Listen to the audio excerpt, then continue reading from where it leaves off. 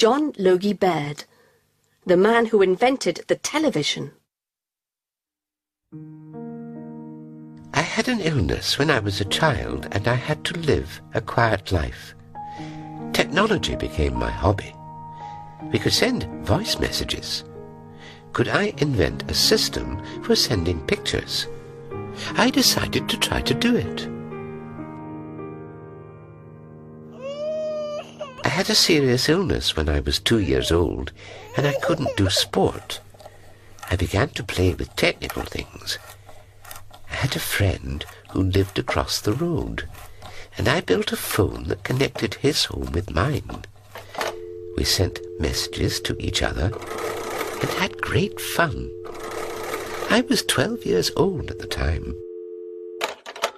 At school, I wasn't a very good student.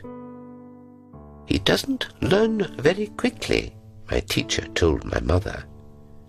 But I worked hard and finished school. Then I entered university to study electrical engineering, but I couldn't finish my studies because the First World War started. My health was poor, so I didn't fight during the war. I worked as an engineer at Clyde Valley Electricity in Glasgow.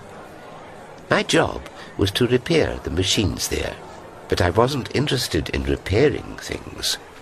I was interested in making them. I enjoyed doing experiments. One day, one of my experiments went wrong, and the lights went out in some parts of Glasgow. I lost my job. I decided to try a new place and a new way of life. In 1919, I travelled to the island of Trinidad in the West Indies. Life was quiet on the island. The weather was so sunny that I felt much better there. I started new experiments with sounds and pictures. My neighbours heard strange noises in my house. They also saw lights that turned on and off. He's doing some kind of magic, they thought. The local people were afraid of me. After a year on the island, I decided that Trinidad wasn't the best place for my experiments, and I sailed back to England. I asked myself, we have cameras to take pictures, we have radios to send messages. Is it also possible to send pictures? I wanted to invent a system for sending images from one place to another, and I started to work on my system.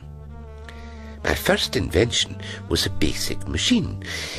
I did more experiments, and on the 2nd of October 1925, I showed my television in Selfridges, a large store in London.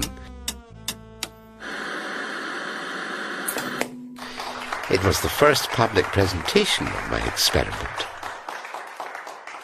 In 1927, I started a company, Baird Television Limited. I also got a patent for my invention and sent television images over 438 miles. It was a very exciting time. I borrowed some money and did more experiments.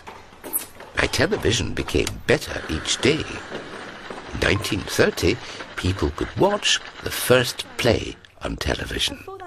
The next year, they could watch a horse race, the Derby.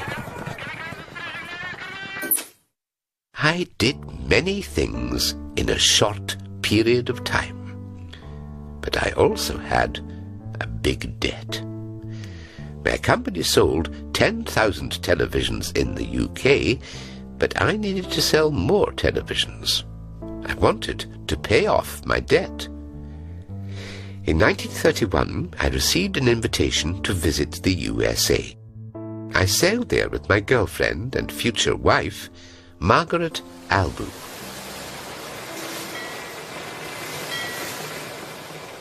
I knew that I could sell a lot of televisions in the USA, but there was a depression at the time. In the UK, the situation wasn't any better.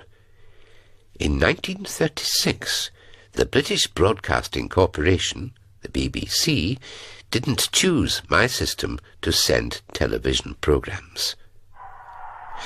Then the Second World War started in 1939. It was a very difficult time for my company. During the war, London wasn't a safe place to live, so I moved my family to Cornwall. I stayed in London because I had to work for the government. I had to help with the use of radar systems and secret codes and messages. There were many difficult days during the war, and I made several long journeys to visit my family. After the war, I decided to make a new start. I started a new company, John Logie Baird Limited, and worked very long hours. I wanted to invent colour television. But my health wasn't good, and in 1946 I had a heart attack and I never recovered. The television was a very important invention that changed education and entertainment. It changed people's lives. A lot of people use my invention. Think about the number of people around the world who watch television every day.